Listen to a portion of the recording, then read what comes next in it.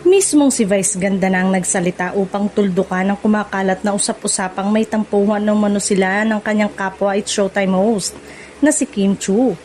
Sa gitna ng iba't ibang espekulasyon sa social media, nilinaw ng Unbogable star na naayos na ang kanilang samahan at walang katotohanan ng mga balibalitang may hidwaan sila.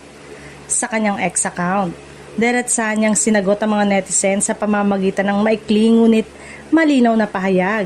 Ay, di po kami magkaaway. Okay po kami. Marami ang nakakakita sa kanyang mensahe bilang pagsisikap na agad na itama ang mga maling haka-haka bago pa ito lalong lupang lumaki.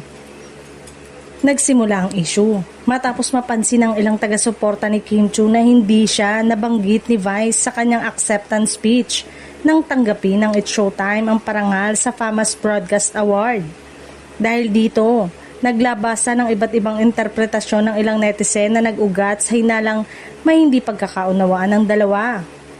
Kasunod nito, naging mainit ang diskusyon sa social media kung saan nagpalitan ng opinyon ng ilang supporters ni na Vice Ganda at Kim Chiu, habang may ilang naniniwalang may tampuhan ng dalawang host.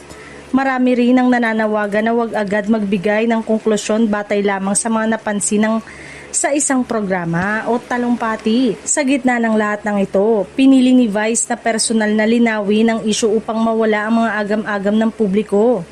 Dahil sa kanyang pahayag, maraming tagahanga ang natuwa at umaasa na tuluyan ng matatapos ang mga haka-haka tungkol sa umano'y alitan nila ni Kim.